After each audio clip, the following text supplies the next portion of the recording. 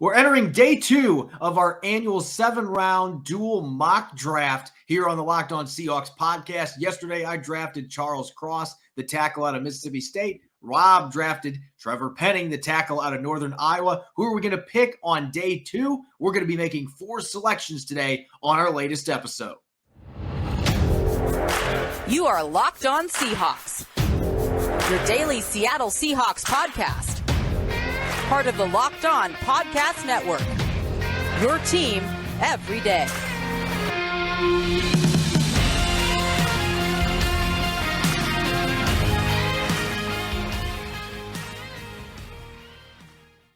Greetings, 12. This is Corbin Smith, your host of Locked On Seahawks. Joining me as always, my co-host in crime, Rob Rang. Thanks for making Locked On Seahawks your first listen 5 days a week. We kicked off our annual 7-round dual mock threat yesterday. Rob and I kicking out our first-round picks. We both went with tackles, Charles Cross and Trevor Penning. What are we going to go with today? Well, it's going to be a busy one. We've got 4 selections, 3 second-rounders, and a third-round pick that we are going to be making today. So plenty of debate, plenty of discussion as we now draw even closer to the real deal coming up next Thursday in Las Vegas. This episode is brought to you by Blue Nile. This Mother's Day, give mom something she'll treasure forever with fine jewelry from BlueNile.com. And Locked On Sports listeners get $50 off $500 spent. Use the code Locked On at checkout. Now for your lead story here on Locked On Seahawks. We've seen quite a bit of free agency news here over the last 24 hours. After several weeks where there really was no activity, the Seahawks bringing in 2 defenders today for free agent visits. We mentioned DeMonte Cady, the veteran safety, yesterday, but he was not the only veteran that went to the VMAC to explore the possibility of joining the Seahawks, as defensive end Mario Addison was also at the facility today. And this is certainly a need for the Seahawks when you're looking from a depth perspective. They're excited about Darrell Taylor and Uchenna Nwosu as their 2 starters on the outside in a 3-4 scheme. But behind them, they have Alton Robinson, and that's about it. There's not much depth at the position. And Addison has been a very productive pass rusher for 8 years running. 34 going on 35 is still playing at a pretty high level. He absolutely is, Corbin. As you just said, 8 seasons of 5+ sacks. He had, 4 or 5 seasons in Carolina where he was averaging 9 sacks per year.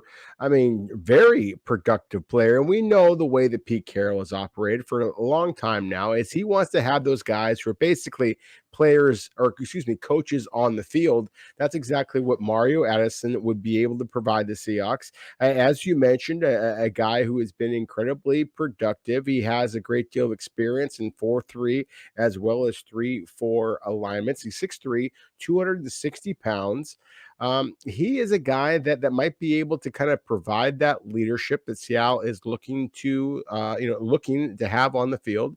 And then again, to me, what I like about him is that this is a guy who is a player that has a little bit of a chip on his shoulder. He was an undrafted free agent. He's now been in the league for over a decade. He has bounced around the NFL, but regardless of where he has gone, he has been incredibly productive. So to me, this is one of those kind of things that you start to kick the tires a little bit on some of these players, because I think when Seattle initially made the trade of Russell Wilson to Denver Broncos, got that number 9 overall selection, I think that they thought that they might be able to get themselves an elite pass rusher at number 9 overall. And perhaps one of them is going to be there at that spot. But if not, and even if it is so, you still want to make sure that you have waves of pass rushers, not just your starters. And so Mario Addison at this point in his career can be that guy who might be able to come in and either play significant minutes, perhaps even in a starting role if necessary, but also even if he's kind of coaching from the sideline, being a guy that can kind of help out. I think that's exactly what he can be at this point in his career. This is the kind of player that gets Pete Carroll excited because, as you mentioned, came into the league undrafted out of Troy and bounced around with a couple of teams before he finally found a home in Carolina. And from 2016 to 2019, he had at least 9 sacks in all 4 of those seasons. That was playing in both 4-3 and 3-4 defenses. So again, as you mentioned, the versatility aspect is extremely valuable for the Seahawks now that they're transitioning to more of a 3-4 look, and this is a guy that has rushed out wide in 9 alignment, he is a guy that has pinned his ears back. Not the greatest athlete, but he is a technically refined rusher. He knows how to get after the quarterback. And so that experience, that savvy is going to be really nice to bring in if they decide to sign him. Of course, that's going to boil down to price point. But this is a veteran that, going back to 2015, if you just look away from the sack production, according to Pro Football Focus, he's had at least 35 quarterback pressures every single season going back to 2015. So he has been rock solid in terms of consistency. He's never been a Pro Bowler, never been an All-Pro selection, but he has been a very solid pass rusher for close to a decade. And he was a bit of a late bloomer. Again, he checks off a lot of the boxes Pete Carroll's looking for with that chip on his shoulder, never giving up, and eventually carving out a role in Carolina where he became a starter and probably should have been a Pro Bowler a couple of times with the numbers that he was putting up. And so with him soon to be 35 in September, he is towards the end of his career, still playing well. Didn't start in a game for the Bills last year, but he had 7 sacks. So this is still a guy that knows how to get after the quarterback as a situational reserve. And he's going to potentially have that opportunity to do that in Seattle. I'm intrigued by the fit, but it has to be at the right price. And I would think $3 million, $3.5 million for base salary probably gets it done at this stage. I doubt there's going to be teams that are going to be throwing much more money at him just because of his age, even though he's still a very productive player. Yeah, and the fact that this is a player that, as we talked about, incredibly productive player, 158 career games that he's played in the NFL. At the same time, of those 158, only 58 of them did he actually start. And so this is kind of one of those guys as a situational pass rusher. But at the same time, you just mentioned the fact that he played a lot of his ball at Carolina, and then here just most recently went to the Buffalo Bills. The Buffalo Bills invested their first-round pick a year ago in Gregory Rousseau, and then a round later wound up taking Carlos Boogie Basham out of Wake Forest. 2 very early draft picks in edge rushers. And then you have that coach on the field here with Addison that is able to kind of help those players along. We talk about that all the time with quarterbacks, as a guy who can kind of give a little bit of a perspective on the sideline, talk to the young players and help them along. The same thing is the case with any other position, of course. We just don't talk about those because they're not the quarterbacks. They don't have all the eyes on there. I think that Mario Addison might be able to help a guy like Darrell Taylor, a guy like Alton Robinson, and certainly anybody that Seattle is able to draft this year. So again, to me, it is an interesting, at least a visit. Just because of the fact that the Addison does have that perspective, is, as you mentioned, not the elite athlete, especially at this point in his career, but he is technically refined, does know that the tells, the offensive tackles, the quarterbacks might be providing those younger players and how they might be able to adjust and be able to create some big positive plays. So to me, that's one of the things that you're looking for at this point in the process. Obviously, everybody, as we talked about, is looking towards the NFL draft at this point. But if you're able to bring in a player who is going to be able to be that kind of coach on the field, then it makes a lot of sense for Seattle to be kind of trying to bring in some of those players. And I think, frankly, it's a little bit of a tell about the fact that Seattle thinks that they are going to be adding another pass rusher here, and maybe a guy who has not had a lot of experience. Arnold Ebiketie, for example, a Boye Mafe, for example, or Jermaine Johnson, for example, guys who have not started a lot of time, at the collegiate level, but have some traits that you may want to develop. Having a coach on the field might be exactly what you're looking for, to be able to kind of to release that natural talent that a lot of these younger players may possess. I think if Seattle signs either one of these veterans before the draft, it wouldn't be a surprise, because it's not going to stop you from going out and drafting a player. I would not suspect Seattle's going to draft a safety, most likely anyway, until late, if they're looking for special teams players. So bringing in a player like DeMonte Cady, that's just going to fill your depth needs, and he can compete for the slot corner position. And Addison, again, I mentioned you don't have very much depth behind Darrell Taylor and Uchenna Nwosu having another player that can play in a 3-4 scheme as that overhang pass rusher and can get after the quarterback, give you some quality reps each week. That's what Mario Addison can still do, along with his leadership intangibles, being able to help out the young guys to be able to play to their best on the field. And so it'd be nice to see one or two of these moves happen here before the draft gets here, but it could be one of those situations where they're making rounds and then after the draft, once they see who they've picked, they could re-explore the possibility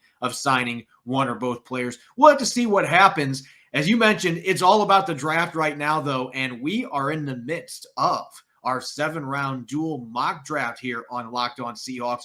We got our first-round pick out of the way yesterday. We've got 3 second-round selections and a third-round selection today. We're going to restart the draft at pick number 40 here in a moment. This episode is brought to you by Blue Nile, with Mother's Day coming up right around the corner. Whether she prefers a statement piece or everyday subtle elegance, BlueNile.com has fine jewelry options for your mom. Shop high-quality classic diamond earrings, elegant tennis bracelets, or gemstone pendant necklaces. Blue Nile has jewelry experts on hand 24/7, available via phone or chat to help you find a memorable gift that fits into every budget. This Mother's Day, give mom something she'll treasure forever with fine jewelry from BlueNile.com, and Locked On Sports listeners get $50 off $500 spent. This podcast exclusive is only good through Mother's Day. Use the code Locked On. That's the code Locked On. Every order is insured, ships free, and arrives in discreet packaging that won't give away what's inside. Shop stress-free and find your forever piece. Go to BlueNile.com today. You're listening to the Locked On Seahawks podcast, Wednesday edition. I'm your host, Corbin Smith. Joining me as always, Rob Rang. Thanks for making Locked On Seahawks your first listen 5 days a week. Get a special announcement here coming up next Thursday. We're 1 week away from the NFL Draft. Locked On NFL Draft's live coverage will kick off on Thursday. They've got 3 days of real-time analysis from our extensive lineup of experts and insiders. For those of you dying to know who your team will take, make sure to catch Odyssey and Locked On's NFL Mock Draft Special, hosted by Brian Peacock and former NFL scout Matt Williamson of the Peacock and Williamson NFL Show, all week leading up to the first pick. All right, time to get back to the festivities. The Seahawks back on the clock in our dual mock draft. Yesterday, we both went to the offensive line with our first-round picks. Rob, I drafted Charles Cross, the tackle out of Mississippi State. You went with the small school prospect, Northern Iowa's Trevor Penning. So we both get a tackle. Now we're going to pick 40, and we're going to get 3 picks in an 8-pick span here. So this is going to be a rapid-fire, very busy second round for the Seahawks. On the clock at pick number 40, who is your selection? You got your tackle first. Who's next in line at pick number 40? Well, I'm going to identify that player in just a second, Corbin. I want to make sure that all of our listeners, all of our viewers here understand exactly what we did. We were doing a dual mock draft where we went with the Draft Network and and doing a mock draft and watching the selections come off the board. Seattle, of course, right now does not currently have 3 second-round picks, but because we traded down from number 9 overall, got an incredible deal on the Draft Network's, mock draft projection, then we were able to move down a couple of spots, be able to acquire a second round selection. And that's why we do have these extra picks here to kind of play with. And that's why I kind of had some fun with this, because I think that if you do address one of your biggest areas of concern, something that Seattle has done in the past in addressing the offensive tackle early on before you go with the quarterback, then that's where you can start to get a little bit more creative, take full advantage of this year's depth at multiple. And if a player like Matt Corral is still available at number 40 overall, considering the familiarity that Pete Carroll is likely to have with Monty Kiffin, Lane Kiffin at Ole Miss, the fact that you want to be able to just, kind of create a little bit more interest for DK Metcalf, considering there's a couple other wide receivers out there in the NFL who are trying to, kind of push themselves out of their own franchises, then I think that it's important to try to do just about everything that you can to bring back DK Metcalf. So bring back a guy at Ole Miss as well, It's going to be a theme I'm going to be talking about here a little bit throughout today's segment. So Matt Corral, to me, when you look at him, this is a dual threat quarterback. This is the guy that I think that makes an awful lot of sense for Seattle. When every time Pete Carroll talks about a guy who is a little bit of a point guard, to me, the very first quarterback in this draft class who I think of is Matt Corral. His quick release, his agility, his leadership that he presents on and off the field in terms of just who he is, I think at this spot in the second round would make an awful lot of sense. So that's the guy I put in here for the Seahawks at number 40 overall. Matt Corral, quarterback, Ole Miss. You get the Seahawks a quarterback. I'm getting somebody that can hunt the quarterback at pick number 40 because, we talked about Jermaine Johnson at pick number 9 before we decided to move down a couple spots. He was picked after we traded down.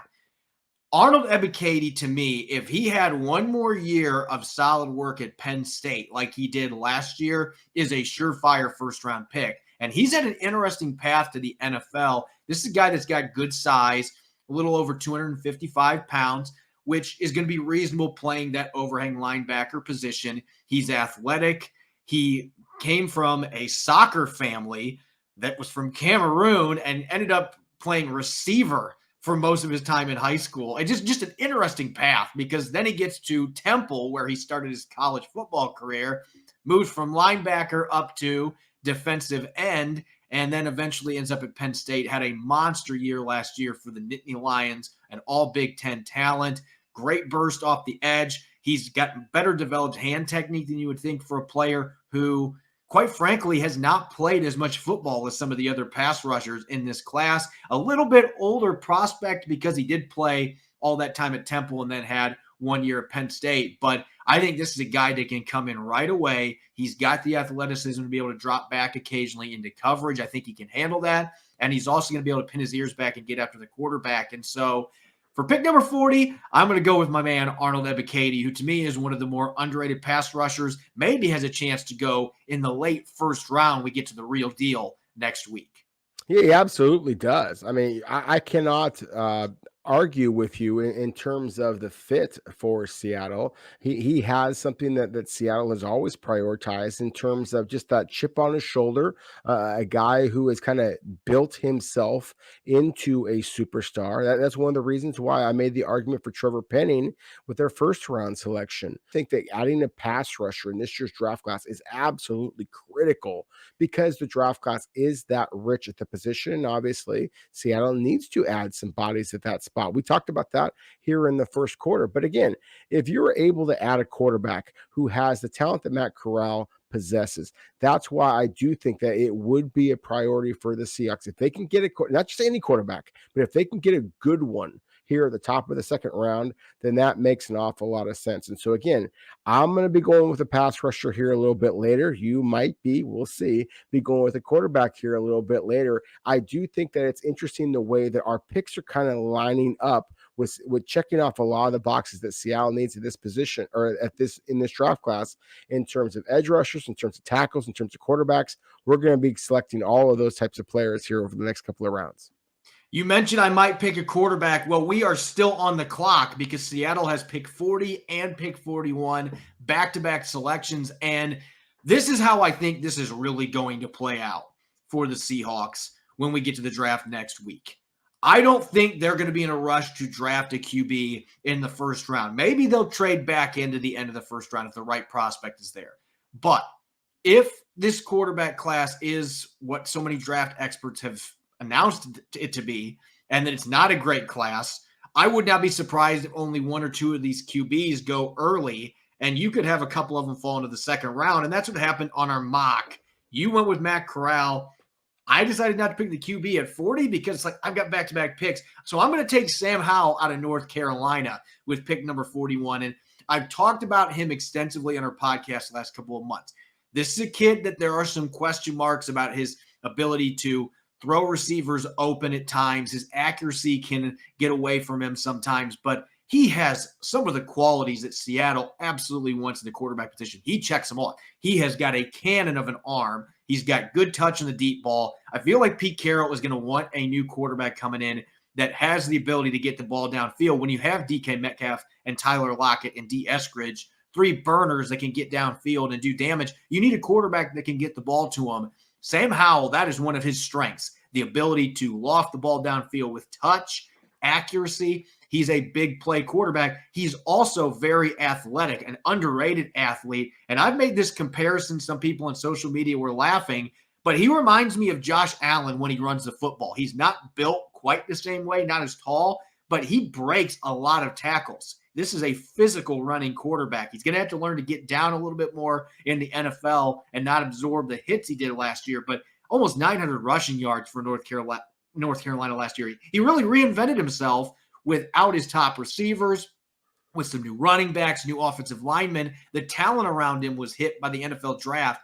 And so he altered his game to go with their scheme changing, and he was able to make it work, even though the team struggled to win games, didn't meet expectations. I think that if you look at the season as a whole and what he was dealing with his supporting cast, it was pretty impressive. And I just think that mobility and that arm strength is going to make him an asset in Seattle's offense. Yeah, I mean, I cannot, knock a selection of Sam Howell because I just love his heart. I mean, this is a competitor, and I think that the Seahawks would be really intrigued by him. As you mentioned, he is an underrated athlete. He plays with physicality and want to. The 800 plus rushing yards. I think it was 13 rushing touchdowns. I mean, it's very comparable to the numbers that we saw from Malik Willis, and everybody touts Malik Willis's athletic ability. They tout Matt Corral's athletic ability. Nobody talks about Sam Howell in that way. And so I think that is one of the reasons why I believe that Sam Howell will absolutely be a consideration for Seattle if they decide not to take a quarterback in the first round. I think that when you first mentioned Sam, though, I thought that you might go with Sam Williams. And I talked about before, I think that Seattle might be intrigued by some of the talent coming out of Ole Miss. And again, that Lane Kiffin, Monty Kiffin, Pete Carroll kind of connection, they are just going to have a different level of intel on some of these players. So I think that Sam Williams from Ole Miss might be a guy that kind of checks off a lot of those boxes. You took the quarterback as Seattle's third pick of this draft, number 41 overall. I took the quarterback one spot ahead and then went with the edge rusher. We just flip-flopped there. But Sam Williams from Ole Miss is very much like Arnold Ebiketie in that he is just lightning upfield. He is a guy that, like Ebiketie again, is a guy that is still kind of on that career arc where it just keeps going up, up, up.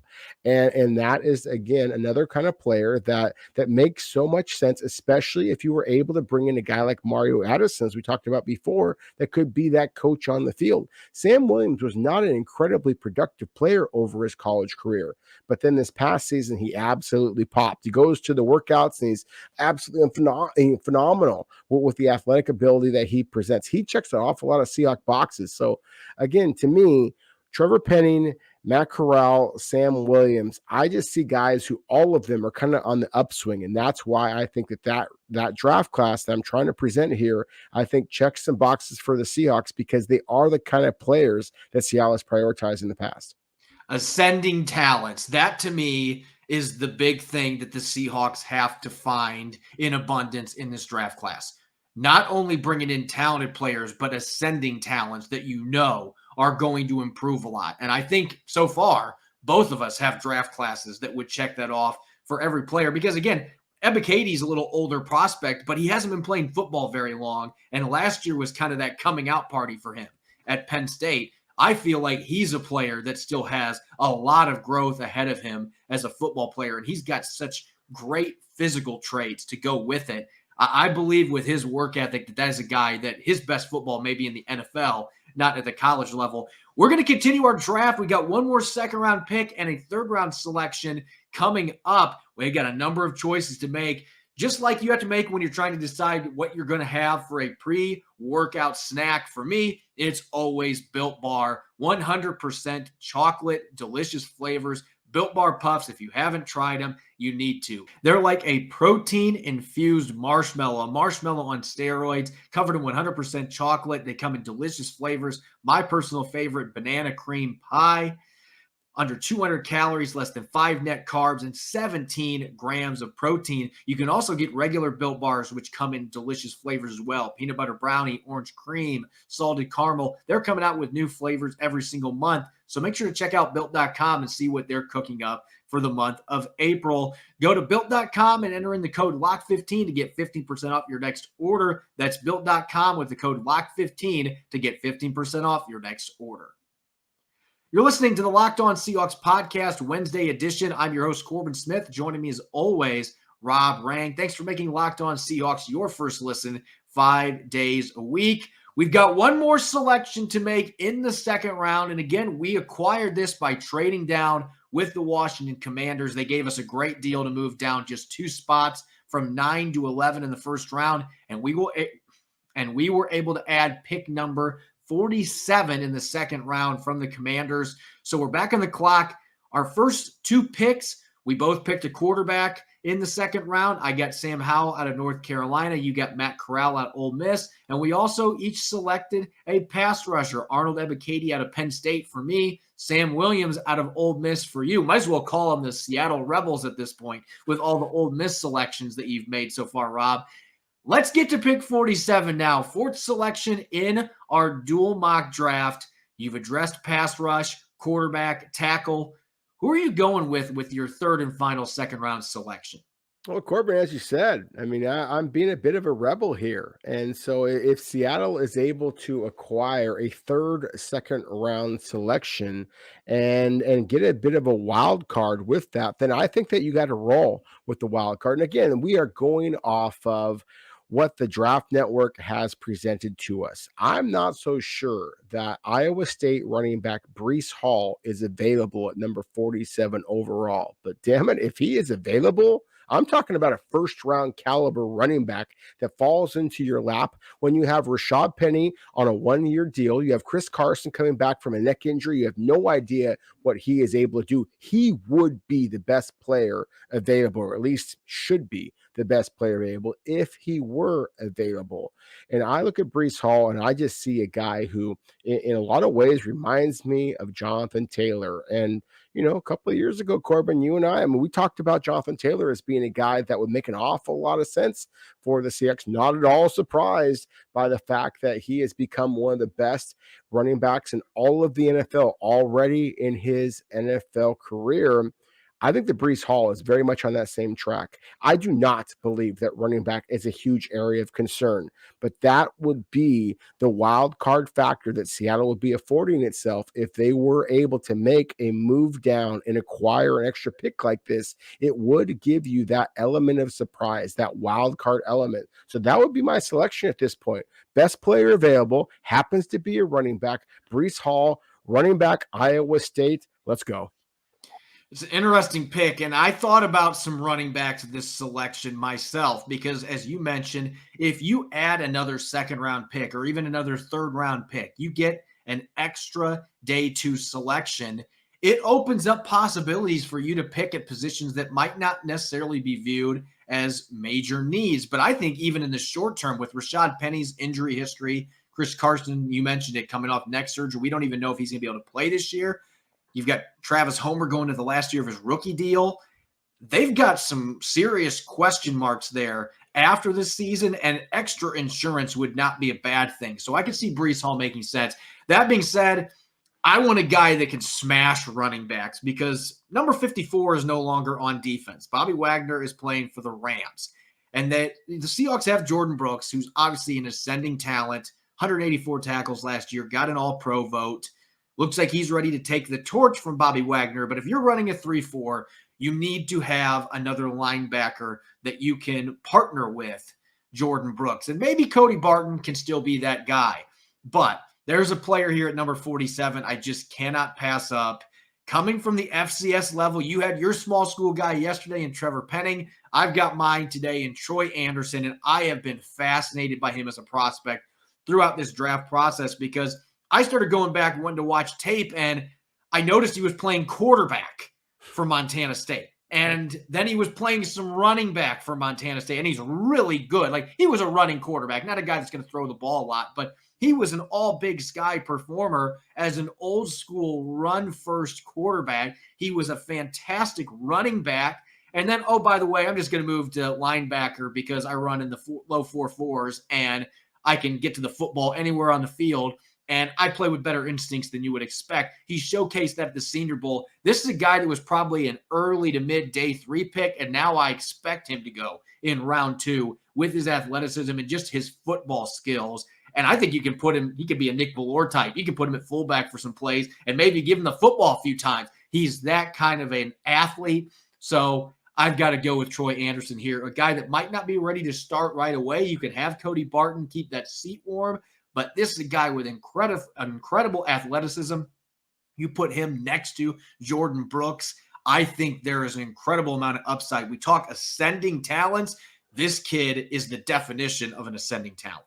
No, he really is. I mean, I love Troy Anderson. I think this is a terrific pick. I mean, he is a guy that is very prominent on the Diamonds in the Rough article that I'll be producing for Fox Sports here very, very shortly. Troy Anderson, is just a terrific player. As you mentioned, the experience of quarterback and running back, that's just what a type of dynamic athlete that he was. That year that he played quarterback, he led the team, broke the school record for rushing touchdowns. I mean, just an absolutely phenomenal athlete. Montana State, they recognized what an unbelievable player that he was. That's why he played all those different positions. This past year, he played linebacker, defensive player of the year for the entire conference. I mean, he is just a different level of athlete. And as you said, I mean, Seattle is going to be transitioned at 3-4 defense. You need to have linebackers that are not only instinctive, not only athletic, they got to be big enough to be able to hold up at the point of attack, be able to shed blockers and make the play. And at 6'3", 250 pounds with 4.4 speed, that's exactly what Troy Anderson possesses. So, yeah, I think that he makes a lot of sense. At the same time, I think the linebacker that I'm going to be selecting here in the 3rd round, and again, this is according to the Draft Network. And if this player is available in the 3rd round, Channing Tindall from Georgia, I mean, oh my goodness, I think that would be a steal. And so that is the way that I kind of operate off of this, is who is available to me, the way that every NFL team has to operate. And so again, if you're talking about speed and athletic ability, producing at the highest possible level for the national champions, Channing Tindall was a player that in a previous mock draft I did for Fox Sports, looking at how Seattle may draft, I had him going 30 selections earlier. So if he is available to Seattle at number 72 overall, to me, it's a slam dunk selection, just like it was with Breece Hall, the running back, earlier at number 47. Channing Tindall, inside linebacker, University of Georgia Bulldogs. Well, that was quick. Already getting your 72nd selection in here in the 3rd round. I'm going to wrap up my day 3 festivities. We've kind of diverged our path a little bit here. You had to go and pick a running back to switch things up a little bit. I'm going back to the offensive line. I've got my left tackle in Charles Cross. Maybe Jake Curhan can be the guy at right tackle, but when I have an opportunity to pick Abraham Lucas out of Washington State, a player who's been getting some buzz as a high 2nd round pick, even some 1st round buzz in some circles, if he's available at 72, this guy is a natural pass protector, and I think he plays with more nastiness than you would anticipate coming from an offense like Washington State where they're throwing the ball around a lot. 2 tackles that maybe wouldn't have been fits for the Seahawks in the past, but I think that Cross and Lucas both have underrated run blocking ability. I expect them to be able to adapt, and I think they are both ascending talents coming in as players that have started a lot of games at the college level. I've got myself 2 foundational starters at the tackle positions to protect whoever is going to be the quarterback and my bevy of running backs. No, I 100% agree with you. Again, I mean, to me, the draft class that I've presented here, I think has a little bit more kind of wow factor. I mean, of course, the quarterback like Matt Corral, who has had the success that he has had, you know, kind of talking about the ascending, the play, and then Breece Hall with his production. I mean, there is certainly some wow factor. You have a class that I think has some oomph factor. I mean, the physicality. And guys that I think check off a lot of Seahawk boxes, awful lot of Senior Bowl standouts there. And Abraham Lucas, very much like I mentioned with Channing Tindall and previously at Brees Hall. I just do not necessarily expect Abraham Lucas to be available at this point in the draft. But if he is, then sure. I mean, this is a superstar player. I mean, this is, and with all due respect to Jake Curhan, I think that Abraham Lucas is going to wind up becoming a better player. And so I agree. I think that this is the type of a selection that Seattle would make if they had these extra picks, as we talked about with the trade down from Washington, as projected with our Draft Network mock draft. Yeah, I think if I didn't have that extra pick where I could go out and get the linebacker like I did with Troy Anderson, I'd probably go linebacker like you did here with pick 72. But that extra pick, it gives you flexibility to address other positions. In this case, I can get 2 tackles. The Seahawks have only 3 of them on the roster right now, but I get my future starter at left tackle, my future starter at right tackle, maybe immediate starters. That would be awesome if they're both ready to go for the start of the rookie seasons, and you have those foundational pieces on your offensive line. We're going to have a chance as this week winds down to revisit these first 3 rounds. In fact, our good friend Nick Lee is going to be grading our first 3 rounds of selections. And then early next week, we will get to our day 3 festivities. We've still got 5 picks to make in the 4th through the 7th round as we continue our annual dual mock draft here on the Locked On Seahawks podcast. As always, thanks for making Locked On Seahawks your first listen 5 days a week. You can follow me on Twitter at Corbin Smith NFL. You can follow Rob at Rob Rang. Make sure to check out the Locked On Seahawks podcast at Apple Podcasts, Google Podcasts, Spotify, and of course, streaming 5 days a week on YouTube. Coming up tomorrow, I'll be riding solo. Going to be answering your questions in our weekly mailbag segment and taking a look at the previous times the Seahawks have had 3 or more top 75 selections under John Schneider and Pete Carroll. Thanks for listening in. Enjoy the rest of your Wednesday. Go Hawks.